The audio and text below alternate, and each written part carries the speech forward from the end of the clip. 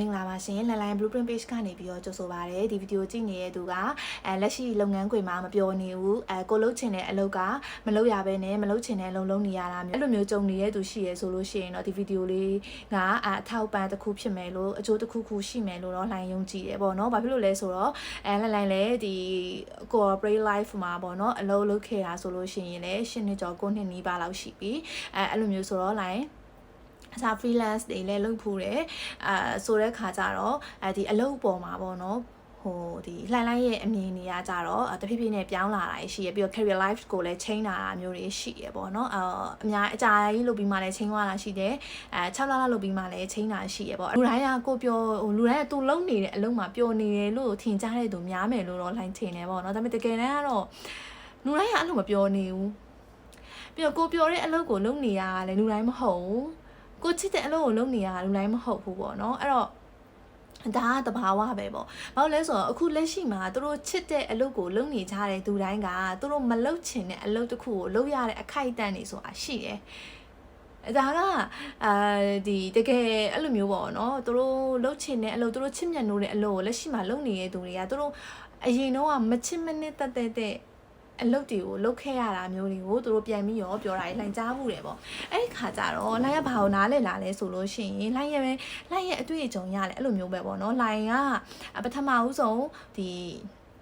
အကြောင်းပြီးတဲ့အချိန်မှာလှိုင်းလှုပ်ချင်တာ HR လှုပ်ချင်တာပေါ့နော် HR လှုပ်ချင်တာအဲ့တော့ HR တင်တန်းလည်းတက်ထားတယ်ပြီးရင်လည်းဒီ HR နဲ့ပတ်သက်ပြီးရောပေါ့နော်တင်တန်းဟိုမှာလှိုင်းကရိုးရိုး diploma နေမဟုတ်ဘူးเนาะဒီ advanced Excel တွေပါတက်ထားတယ်ဘာဖြစ်လို့လဲဆိုတော့ salary တွက်တဲ့ခါကျရင် calculate လုပ်တတ်အောင်လို့ပြီးရင်ဥပဒေပေါ့နော်ဒီအလုပ်သမားဥပဒေနဲ့ပတ်သက်ပြီးတော့လည်းတင်တန်းတွေထပ်တက်ထားတယ်လိုအပ်တဲ့ဟာပေါ့နော်အများကြီးလှိုင်းကပြင်ဆင်ထားတယ်ဒါပေမဲ့ဖြစ်ချင်တော့လှိုင်းကကြောင်းပြီးတဲ့အခါမှာ language နဲ့ပြီးရဖြစ်တဲ့အတွက်ကြောင့် HR နဲ့ပတ်သက်ပြီးလုံးဝ experience မရှိဘူးအသက်ကလည်းပြောရမယ်ဆိုရင်19-20လောက်ပဲဖြစ်တဲ့အတွက်ကြောင့်မလို့အများစုကတော့ဒါမခန့်ကြဘူးပေါ့နော်လှိုင်းဒါပြောရမယ်ဆိုလို့ရှိရင်ပထမဆုံးအလုံးမှာinterview ကိုမဖြေခဲ့ဘူးဆိုလို့ရှိရင်တော့မ try ခဲ့ဘူးဆိုရင်တော့အနည်းဆုံး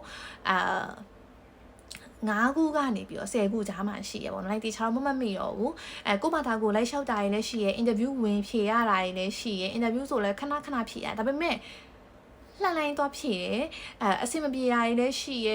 အဆင်ပြေရတယ်လည်းရှိတယ်ဒါပေမဲ့ तू ကအဆင်ပြေမဲ့ကိုကအဆင်မပြေရပါတော့เนาะအဲ့လိုဆိုတော့နောက်ဆုံးမှလန်းဘယ်လိုဖြစ်သွားလဲဆိုတော့ဒီ HR အလုံးမလုပ်ရဘူးပေါ့เนาะ HR အလုံးမရဘဲနဲ့ protection control ဘိုင်းကိုလှန်စပြီးတော့လုပ်ရတယ်ပေါ့စပြီးလုပ်ရဆိုအဲ့ဘိုင်းမဲလှန်ရသွားတယ်ပဲထားပါတော့ဘာဖြစ်လို့လဲဆိုတော့အမှန်တကယ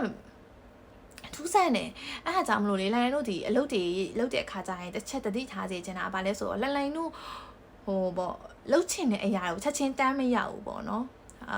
အချားထဲမှာတစ်ခုကိုလည်းတော့ကြော်ဖြတ်ရတယ်အဲ့ဒီ face တစ်ခုရှိရပေါ့နော်အဲ့ကြော်ဖြတ်ပြီးသွားမှာကိုလှုပ်ချင်တာကိုလှုပ်လို့ရတာပေါ့အဲ့လိုမျိုးဆိုတော့အခုဒီဗီဒီယိုကြည့်နေတဲ့သူတွေမှာဆိုလို့ရှိရင်လည်းကိုကတော့ဒါလှုပ်ချင်တယ်ဒါပေမဲ့လက်ရှိလှုပ်နေတာတစ်ခုဆိုပေမဲ့စိတ်မညစ်နေပေါ့နော်ဘာလို့လဲဆိုတော့လှိုင်းတို့က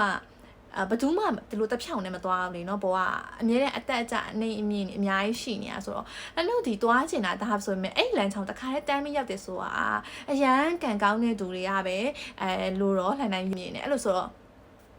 ့လည်းဆိုလို့ရှိရင်အဲ့လိုမျိုးပဲ HR အလုပ်အရန်လုပ်ချင်တယ်ဒါပေမဲ့ပထမဦးဆုံးအလုပ်မှာ HR အလုပ်မရဘူးဆိုတာလည်းဖြစ်ချင်တော့လည်းဒီ protection control ကိုလက်ခံလိုက်ပြီးတဲ့အချိန်မှာတော့ HR အလုပ်မရတော့မဟုတ်ရတော့ကတိလေးရတာအဲ့ဒါအလုပ်အတွက်လည်းစေးသွားစစ်ရတာပေါ့နော်စေးသွားစ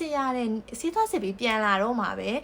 HR အလုပ်ကနေပြီးတော့လမ်း offer ပေးရပေါ့နော် offer ပေးရခါကျတော့အမှန်ကတော့လည်းညင်းလို့ရလားဆိုရင်တော့ဒီဘက်အလုပ်ကတော့ညင်းလို့ရပါတော့အလုပ်ကမဝင်ရသေးဘူးသူကစေးပဲစစ်ရသေးတာဆိုတော့ဒါပေမဲ့လည်းအကျင့်ကဘယ်လိုမျိုးလဲဆိုတော့အဲ့လိုပေါ့ဟာပီတာဆိုတဲ့စကားကိုလည်းမပြင်းချင်ဘူးအဲ့လိုဆိုတော့ okay ကိစ္စမရှိဘူးငါဒီမှာအတွေ့အကြုံရတော့လုပ်လိုက်မယ်ဒါပေမဲ့ငါလုပ်ချင်တဲ့ HR လုံးငါပဲအချိန်မဆိုသွားလို့ရအောင်ဒီကြားထဲမှာငါ landing လုပ်မယ်ပေါ့နော်အဲ့တော့ကိုလုပ်ချင်တာကတော့ HR ဆိုပေမဲ့လည်းပဲရတဲ့ protection control မှာအရင်လုတ်လိုက်တယ်ပေါ့လုတ်လိုက်ပြီးတော့လှန် protection control လုတ်တော့လှန်ဘာတွေတင်ယူလို့ရမလဲပေါ့နော်ငကိုရက်ဒီအလုပ်ကိုရွေးချယ်တဲ့အခါမှာလှန်ဘာကိုတွေးလဲဆိုတော့အဲ့အလုပ်ကိုလှန်ရွေးလိုက်တော့သူကဂျပန်နဲ့ထိုင်းနဲ့ဖက်ဆက်ကုမ္ပဏီပေါ့နော်ဆိုတော့အဲ့ဒီမှာလှန်သွားတော့သူတို့ရဲ့ဒီဟိုပါပေါ့နော် interview ပြီးသွားတဲ့အခါမှာလှန်ကိုအထက်မှာ operation ဘိုင်းနေပြတော့အရန် system အရန်ကြာလှန်တခါမှမမြင်ဘူးပေါ့နော်အရန်စနစ်ကြတဲ့ဟာကိုလှန်အရန်လေးလာခြင်းသွားတယ် လာစာပြောရမယ်ဆိုလို့ရှိရင်လည်းအဲ့လိုပေါ့နော်လာစာနဲ့ပတ်သက်ပြီးတော့နည်း sensitive ဖြစ်တဲ့သူဆိုလဲကိုအတွေ့အကြုံမရှိတဲ့အချိန်မှာကွာလာစာကိုလှမ်းအနေနဲ့ဆိုရင်လှမ်းတဲ့ပုံမှာအဲ့လောက်ထိအရေးမကြီးဘူးဒါပေမဲ့အဲ့လိုပြောလို့ပြည့်စုံနေရလားဆိုတော့အဲ့လောက်ထိမပြည့်စုံဘူးပေါ့နော်အဲ့လှုပ်တဲ့အချိန်တော့ကလည်းပြောမှဆိုလှမ်းနဲ့ရရလာစာကိုအိမ်ကိုပြန်ပေးရတယ်တဲ့မှာပဲပါတဲ့သူတွေကပဲပေါ့နော်လှမ်းလို့လေလှမ်းကဘာကိုတွေးထားလဲဆိုတော့လှမ်းတင်တဲ့ခါမှလည်းဆရာပြောရပေါ့နော်ကိုအတွေ့အကြုံမရှိတဲ့အချိန်မှာလာစာကိုအဲ့လောက်ထိလာစာတော့မလိုက်နဲ့အဓိကအတွေ့အကြုံရဖို့အရေးကြီးရပေါ့ဆိုတော့ okay ဟုတ်ပြီငါအဓိကအတွေ့အကြုံလို့ချင်တာတို့ system တွေဘယ်လိုလဲပတ်လဲဆိုတာငါသိချင်တယ်ပေါ့အဲ့ဒီအတွက်ကြောင့်မလို့ငါဒီလောက်ကိုဝင်လိုက်မယ်လာစာနဲ့လည်းကိစ္စမရှိဘူးပေါ့နော်လှိုင်းအဲ့လိုတွေးလိုက်တယ်တွေးပြီးတော့ဝင်လိုက်တဲ့အချိန်မှာလှိုင်းအများကြီးလေးလာလို့ရတယ်ဘယ်လောက်ထိလှိုင်းရတော့ဘယ်လိုမျိုးမြင်လဲပေါ့နော်အလုံးမှာလာစာ okay နေတဲ့ကိစ္စမရှိဘူးငါဘာတွေလေးလာလို့ရတယ်ငါဘာတွေသင်ယူလို့ရတယ်ဆိုတော့လှိုင်းက focus ထားတယ်အဲ့တော့အဲ့မှာဆိုရင် protection control လို့ပြောတခါကျရင်စကတ်ပြန်ရတာမျိုးတွေလည်းရှိရဲတခါတွေကြားလို့ရှိရင်လည်းဒီထဲမှာပေါ့နော်အဲ့တကယ် juicy တွေသွားပြီးတော့တို့စစ်တယ်ပေါ့နော်အဲ့ဒီကျူစီစစ်တဲ့အခန်းလေးရှိရဲအဲ့မှာလည်းလှန်သွားပြီးတော့ကူပေးတယ်ဘယ်ဟာလေးကိုစစ်ရလဲပြီးရင် finish code တွေထုတ်တဲ့ခါကျရင်လည်းဘယ်လိုမျိုး export လုပ်တယ်ဆိုလို့ရှိရင်ပေါ့နော်ဘယ်လိုလေးလုပ်ရလဲပေါ့ဒါတွေအကုန်လုံးကိုလှန်အဲ့သူတို့ရဲ့ operation တွေဝင်ပြီးတော့လှန်လေးလာတယ်ပြီးရင်ကူညီပေးတယ်သူတို့ဘာဖြစ်လို့အလုပ်လုပ်လဲဆိုတော့လှန်ရဲ့အတွေ့အကြတော့လှန်အလုံးမရှိမနေတတ်တဲ့သူမျိုးပေါ့နော် protection control လောက်ကပြောမှဆိုအဲ့တော့ကကြတော့အရန်ရိုးရှင်းနေပေါ့နော်သူကဒီလောက်ရတဲ့အလောက်ကမှစောင်းဝင်ကစားတော့လည်းနည်းတော့ခက်တယ်ဒါပေမဲ့နောက်ပိုင်းကျလို့ရှိရင်အရန်လွယ်သွားတယ်လှန်တွက်ကကြတော့အရန်မပင်ပန်းနေဘူးပေါ့နော်အလုပ်တစ်ခုကအဲ့ခါကျတော့လှန်က okay ငါဒီလောက်တင်ယူပြီးပါငါအခြားဘာတင်ယူလို့ရအောင်မလဲဆိုပြီးတော့လှန်ကအဲ့မသိရအကုန်လိုက်ကြည့်ရဲအဲ့စိတ်ုံတယုံလုံးကိုပတ်ကြည့်ရဲပြီးရင်အဲ့လိုမျိုးပေါ့နော်ကိုယ်နဲ့တက်ဝင်လို့ရတဲ့ဟာမျိုးပေါ့တက်ဆိုင်နဲ့ရတဲ့ဟာကိုလှန်ဝင်ကြည့်ရဲအမ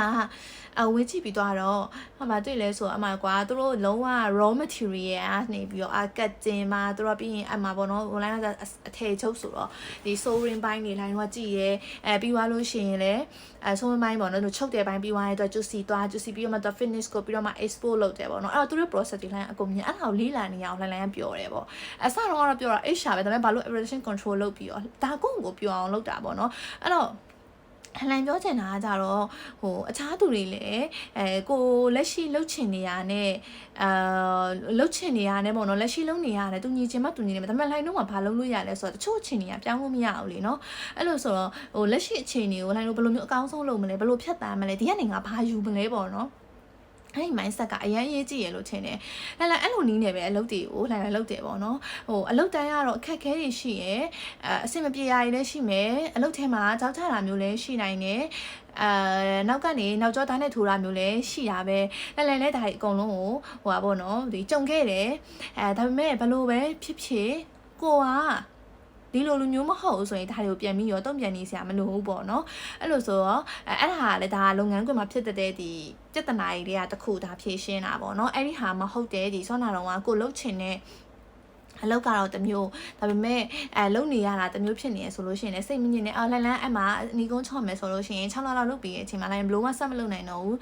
လှန်လေးလာတော်လေးဆုံးသွားပြီး export တွေလည်းလိုက်လုပ်တယ်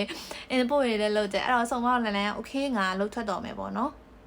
ဆိုတော့ HR အလုပ်ပြောင်းမယ်ဒါပေမဲ့လည်းအဲ့6လမှာတော့လည်း HR ကိုလုံးဝ keep in touch ဖြစ်အောင်လို့တင်တဲ့နေဆက်ပြီးတော့တက်တာမျိုးတွေရှိရဲဆက်လေးလာနေတာပေါ့နော်တွေ့ထားတယ်လို့ပဲဒီ HR အလုပ်ကိုပြောင်းလို့ရသွားတယ်ပေါ့နော်6လပြဒါကလည်းလှန်အဲ့ဒီ6လမှာလှန်ရဲ့ဒီ manager ရဲ့ကောင်းမှုကြောင့်ပေါ့နော်သူကနေပြီးတော့လှန်ကိုသူအဓိက network နဲ့သွားတဲ့ပုံစံမျိုးပေါ့နော်သူကလည်း okay နေစိတ်ဝင်စားတယ်လှန်ဆောက်ဝင်တယ်လှန် HR လုံးမှာပဲပြောတာသူတို့ကိုလည်းသူကလည်း okay နေ HR လုပ်ချင်နေတာငါ့ချီမှာဒီလိုမျိုးရှိရဲခွင့်နိုင်နေ join ချင်နေဆိုရင်တော့ငါတစ်ချက်ဒီဆက်ပေးမယ်လို့ပြောလိုက်သွားပြီးတော့ join တော့HR အလုပ်ကဒီ interview ဖြေနေ interview အောင်သွားတယ်အဆင်ပြေသွားပြီးတော့interview အဆင်ပြေသွားရပဲပြောရအောင်နော် HR လုပ်တော့လည်းခက်ခဲအများကြီးရှိရဲအဲ့အကြောင်းကိုလည်းနောက်တစ်ပိုင်းမှာဆက်ပြီးတော့ပြောပြပေးပါမယ်